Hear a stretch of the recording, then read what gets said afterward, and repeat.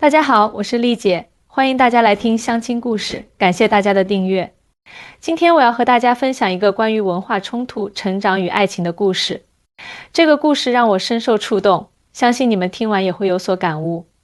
故事的主人公叫李美琪，是一位在抖音拥有100万粉丝的大陆美食博主。美琪长得漂亮，嘴巴又甜，平时以吃遍各地美食，点评各地小吃为主要内容。粉丝们都喜欢看他那爽朗直率的评价风格。每到一个地方，他必定要做一期当地美食测评，风格辛辣直接，有时甚至有点34。毒舌34，这也是他吸引粉丝的法宝之一。美琪平时经常吹嘘自己见多识广，但说实话，他的眼界其实很有限，只是在大陆几个1、2线城市转悠，对自己没去过的地方充满了刻板印象和偏见。这不，趁着暑假，他决定去台湾旅游，顺便拍一系列台湾美食视频，想着肯定能收获不少流量。出发前，他信心满满地告诉粉丝：“大家期待哦，我要去台湾啦！听说那里的夜市很有名，我要去看看到底有多厉害，是不是真的比我们大陆的夜市好吃？”怀着这样的心态，美琪来到了台北。第一站，他直奔有名的士林夜市，夜市人头攒动，各种小吃摊位一字排开，香气四溢。但美琪却撇了撇嘴，开始对着镜头品头论足。哎呀，这就是台湾最有名的夜市啊，感觉比我们家那边的夜市还要小耶，而且怎么这么多人挤在一起啊，好热好闷哦。他边走边录，语气中带着明显的嫌弃。接着他开始点评台湾的招牌小吃，大肠包小肠、蚵仔煎、卤肉饭、珍珠奶茶，样样都被他挑出了毛病。这个大肠包小肠，说实话一点都不干净。我们大陆的食品安全管理多严格啊，这种路边摊能卫生吗？而且这个调料也太咸了吧。台湾的蚵仔煎，呵呵，跟我们厦门的完全不能比吗？这个蛾子又小又少，面糊太多了，根本吃不到蛾子的鲜味嘛。哎呦，这个卤肉饭也太普通了吧，就这么点肉还要卖这么贵。在我们那边，这个价钱能吃一顿更好的。录制过程中，美琪完全没注意到周围台湾顾客投来的异样眼光，依旧我行我素的大声点评。甚至有几次，他还故意用夸张的表情表达自己的不满，为的就是能在视频中制造更多话题和冲突。这天晚上，他回到酒店后，迫不及待地剪辑了视频，并上传到了抖音。视频标题他写得特别吸睛，震惊，台湾夜市竟然是这样。大陆美女实地踩雷，告诉你们不为人知的真相。没想到这个视频一经发布，立刻在网络上引起了轩然大波。评论区瞬间被点燃，不仅仅是大陆网友，更多的是愤怒的台湾网友。这位姐姐，你是来台湾旅游的还是来找茬的啊？真是无知者无畏。台湾的食品安全标准在全球都是数1数2的，好不好？你知道台湾的夜市文化有多悠久吗？这可是我们的骄傲。看来有些人眼界太窄了，以为大陆的东西就是最好的。殊不知台湾虽小，但在很多方面都是领先的。用这种方式博流量真的很没品。评论越来越多，美琪起初还有点得意，心想这么高的流量太棒了。可是当他仔细看了那些评论后，心里不禁有些发慌。他没想到会引起这么大的反弹，特别是很多专业的台湾美食评论家也加入了讨论，指出了他评价中的种种不专业和偏见。正当美琪不知如何应对这场风波时，他收到了一条私信。发信的是一位自称林志豪的台湾美食作家。你好，我是林志豪，台湾本地美食评论人。看了你的视频后，我想邀请你参加一个真正了解台湾美食文化的旅程。如果你愿意敞开心扉，我相信你会对台湾有一个全新的认识。美琪犹豫了一下，但好奇心最终战胜了犹豫。她回复道：好啊，谢谢你的邀请，我很乐意了解更多。第二天，美琪按约定来到了台北一家不起眼的小巷子里，在那里她见到了林志豪。志豪比她想象中要年轻许多，30岁左右，戴着一副文艺范儿的眼镜，举止温文尔雅。你好，美琪，我看了你的视频，发现你可能对台湾有些误解。志豪开门见山地说，今天我想带你去看看真正的台湾，不仅仅是美食，还有背后的文化和历史。美琪有些不好意思，但还是强撑着辩解。我只是实话实说而已。台湾的夜市确实没有我想象中那么好啊。志豪笑了笑，没有直接反驳他，那就让事实来说话吧。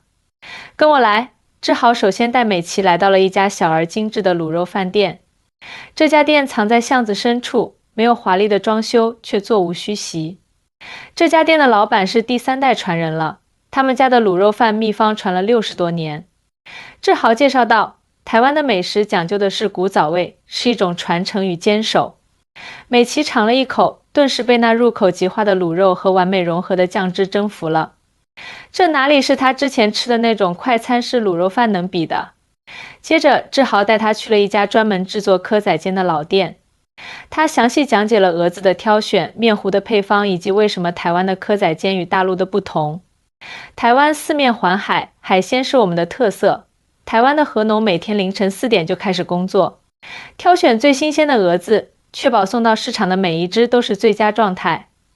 听着志豪的讲解，美琪慢慢开始对台湾的食材有了新的认识。不仅如此，志豪还带他参观了台湾的农产品检验中心，让他亲眼看到台湾在食品安全方面的严格标准。你可能不知道，台湾的食品安全检测标准是全球最严格的之一，特别是对农药残留、重金属含量等方面的控制。志豪拿出一份资料给美琪看，台湾每年在食品安全检测上的投入占 GDP 的比例在亚洲是名列前茅的。这也是为什么虽然台湾面积不大，但出口的农产品却深受世界各地欢迎。美琪看着那些数据，不禁有些惊讶。她一直以为大陆在各方面都领先台湾，但事实证明她的认知存在很大偏差。随后几天，志豪带着美琪走访了台北周边的农场和渔港，让她亲眼看到从源头开始的台湾食品产业链。在宜兰的一处有机农场，美琪看到农民们正在使用智能化设备监测土壤状况和作物生长情况。农场主向他展示了他们的溯源系统，每一批蔬菜都有专属的2维码，消费者可以通过扫码了解这批蔬菜的种植过程、施肥情况、采收时间等信息。哇塞，这也太先进了吧！美琪忍不住惊叹，我以前真的想象不到台湾的农业这么科技化。志豪笑着解释，台湾虽然地小人多，但正因如此，我们更注重科技创新和资源高效利用。台湾的农业科技在全球都是领先的，我们的智能农业系统出口到很多国家呢。离开农场后，志豪又带美琪来到了基隆的一处渔港。清晨的渔港热闹非凡，渔民们忙着卸下刚捕获的海鲜，而市场上的采购商则在紧张地进行着竞价。台湾的渔业资源非常丰富，但我们也非常注重可持续发展。志豪指着一处正在进行电子竞拍的区域说，看到了吗？那里有专门的检验人员，每一批海鲜都要经过严格的检测，确保没有重金属超标或其他污染问题。不合格的产品是绝对不允许进入市场的。美琪若有所思地点点头。她想起之前自己对台湾夜市食品安全的质疑，现在看来真是太无知了。接下来的几天，志豪带美琪游历了台北的各个角落，不仅品尝美食，还参观了许多地方，让他对台湾有了全方位的了解。在参观台北101大楼时，志豪告诉美琪，你知道吗？这座大楼采用的是全球最先进的抗震技术，能够抵抗极强的地震。台湾位于地震带上，所以我们在建筑技术上有很多独特的创新。在故宫博物院，美琪被馆内丰富的文物和先进的展示技术所震撼。志豪介绍说，台湾对传统文化的保护和创新利用一直走在前列。我们不仅保存了大量珍贵文物，还利用最新科技让古老文化焕发新生。在台北科技园区，美琪看到了许多世界级的科技企业和创新创业公司。志豪骄傲地说，台湾的科技产业在全球占有重要地位，特别是半导体产业，可以说是全球的命脉。台积电的芯片制造技术全球领先，许多顶尖科技产品都离不开台湾制造的芯片。每到一处，美琪都被台湾的发达程度所惊讶。她原本以为台湾只是一个小岛，经济发展水平有限，但实际上，台湾在很多领域都处于世界前沿。真是没想到啊，台湾这么厉害。美琪由衷的感叹，我之前真的是太无知了，以为台湾就是个小地方，没什么特别的。志豪笑而不语，只是继续带他探索台湾的各个方面。一天晚上，志豪特意带美琪去了一家隐藏在巷子里的私厨。这是一位老厨师开的小餐馆，只有通过介绍才能预约。今天要带你尝尝真正的台湾家常菜，志豪说。这位吴师傅曾经是台湾一位政治人物的私厨，退休后开了这家小店，只为传承正宗的台湾味道。美琪被眼前的菜肴惊艳到了。清蒸石斑鱼、3杯鸡，客家小炒、麻油鸡汤，每一道都色香味俱全，比他在大陆吃过的所谓台湾菜正宗的多。志豪，我真的要感谢你。美琪诚恳地说，如果不是你，我可能一直带着偏见看待台湾，永远不会发现这里的美好。志豪笑了笑，每个地方都有自己的特点和魅力，重要的是我们要以开放的心态去了解和接纳。无论是大陆还是台湾，都有各自值得骄傲的地方，也都有需要改进的地方。美琪点点头，心中对志豪的敬佩又增添了几分。这几天的相处，他不仅对台湾有了全新的认识，对志豪这个人也越来越欣赏。他博学多才，温文尔雅，最重要的是他有一颗包容开放的心。夜深了，两人漫步在台北的街头，霓虹灯映照着他们的脸庞。志豪，其实我一直很好奇，美琪突然问道，你为什么会看到我那个视频后主动联系我呢？那个视频那么让人生气，其他台湾网友都在骂我，你却愿意花时间带我了解台湾。志豪停下脚步，看着美琪的眼睛，因为我觉得误解最可怕的不是它的存在，而是没有人去解开它。你的视频确实让很多台湾人不舒服，但我看得出你不是有意要贬低台湾，只是因为不了解。我想，与其在网上和你争论，不如带你亲自来感受台湾的真实面貌。美琪被他的话感动了，低头不语。而且志豪顿了顿，声音变得有些不好意思。说实话，我也被你的笑容打动了。虽然视频内容让人不满，但你那种活力四射的样子很吸引人。美琪脸红了，心跳不由自主地加速。她没想到，这次台湾之行不仅让她对这座岛屿有了全新的认识，还让她遇到了一个如此特别的人。回到酒店后，美琪辗转反侧，难以入睡。这些天来的经历像电影一样在脑海中回放。她想起了自己之前那些偏见和无知的言论，感到无比惭愧。同时，她也对志豪产生了一种特别的感情，那种感觉既陌生又熟悉。第二天一早，美琪决定做一件事情。她打开手机，录制了一段新视频。大家好，我是美琪，今天我要向大家道歉。她诚恳地对着镜头说，前几天我发布的关于台湾夜市的视频充满了偏见和无知，我为此感到非常抱歉。这几天，在一位台湾朋友的带领下，我重新认识了台湾，发现这里远比我想象的要先进和美好。他详细讲述了这几天的见闻，特别是关于台湾食品安全标准的严格程度、农业科技的先进性以及台湾在各行各业的世界级成就。我希望通过这个视频纠正我之前传播的错误信息，也希望大家能够像我一样放下偏见，用开放的心态去了解不同地方的文化和特点。最后，他真诚地说，特别要感谢我的向导志豪，是他让我看到了真实的台湾。视频发布后反响热烈，很多网友被美琪的坦诚所打动，也有不少人因此改变了对台湾的刻板印象。这个视频的播放量很快超过了之前那个争议视频，成为了一个正能量的热门话题。志豪看到这个视频后，立刻给美琪发了消息，看到你的新视频了，很感动。今晚有空吗？想请你去一个特别的地方。美琪欣然答应了。晚上，志豪带她来到了台北郊外的一座山上，从这里俯瞰，整个台北城的夜景尽收眼底，点点灯火如同星河落入凡间，美不胜收。这是我最喜欢的地方，志豪轻声说。每当我感到困惑或者需要思考时，就会来这里，真美啊。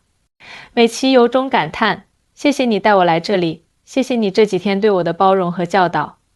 在星光和城市灯火的映照下，两人的目光相遇了。那一刻，似乎有什么东西在他们心中悄然生根发芽。美琪原定在台湾停留1周，但因为遇见了志豪，她决定延长行程。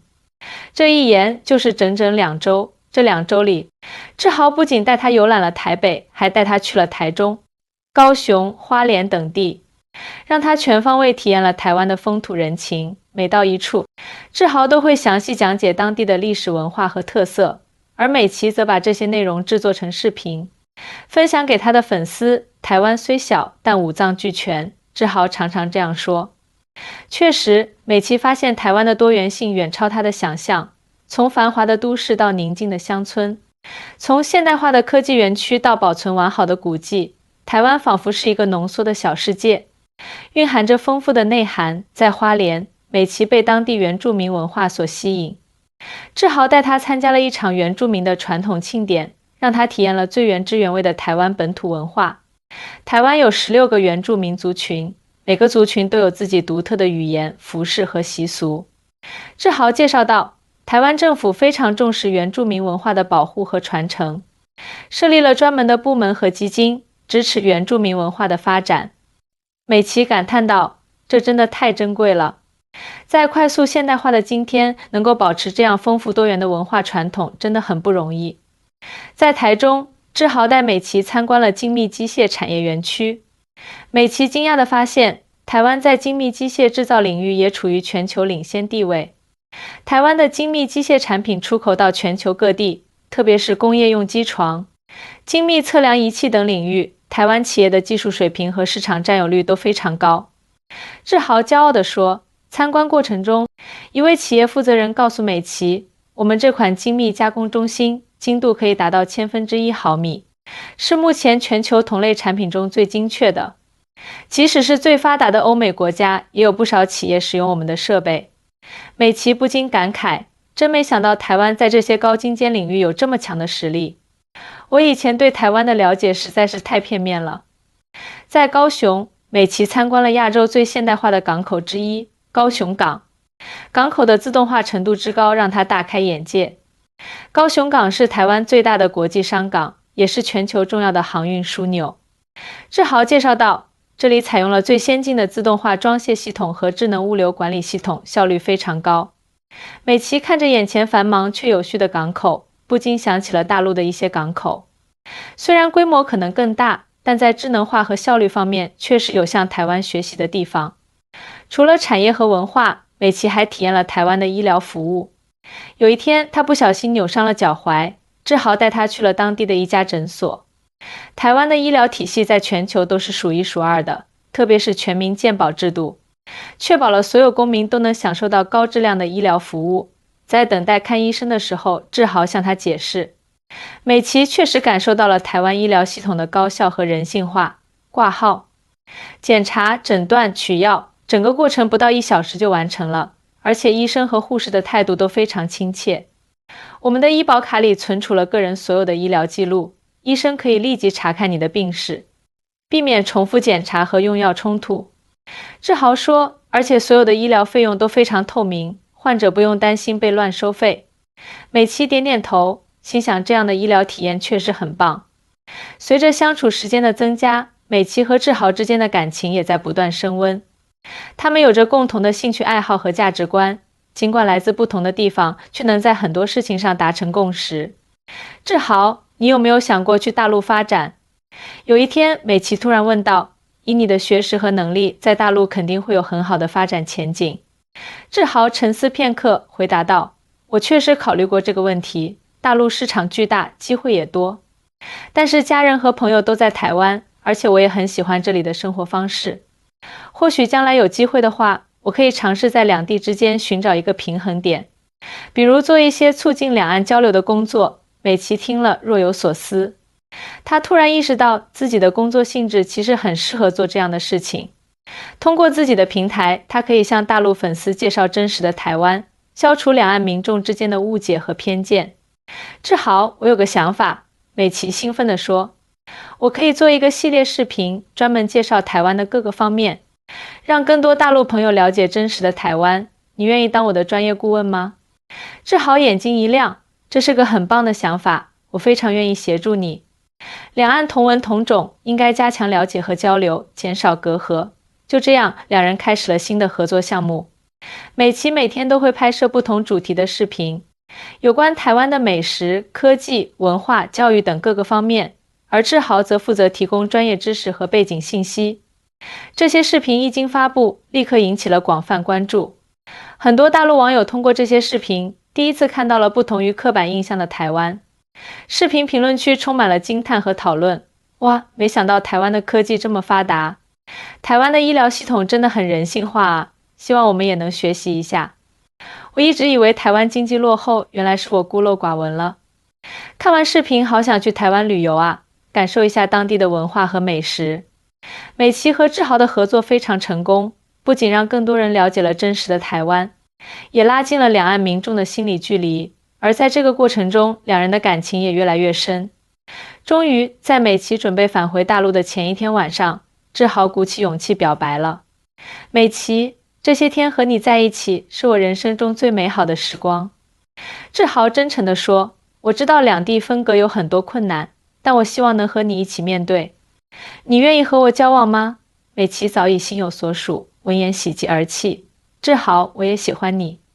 虽然我们来自不同的地方，但我相信只要我们彼此理解、彼此包容，一定能克服所有困难。就这样，美琪和志豪开始了一段跨海峡的恋情。虽然两人不能天天见面，但他们通过视频通话保持着联系，并且每隔一段时间就会互相探访。美琪继续做着她的美食博主，但内容和风格有了很大变化。她不再以尖锐批评吸引眼球，而是更加注重文化理解和知识分享。她的粉丝量不减反增，很多人喜欢她这种既有趣又有深度的内容风格。志豪则开始筹备一本关于台湾美食文化的书籍，计划同时在台湾和大陆出版。他还经常受邀到大陆各地参加美食文化交流活动，为促进两岸民间交流贡献自己的力量。1年后，志豪来到大陆，正式向美琪求婚。他精心准备了一枚镶嵌着台湾特有宝石台湾玉的戒指，代表着他们之间的特殊联系。美琪，遇见你是我生命中最大的幸运，尽管我们来自不同的地方，有着不同的成长背景，但正是这些差异让我们的关系变得更加丰富多彩。你愿意嫁给我吗？美琪感动得泪流满面，毫不犹豫地说了愿意。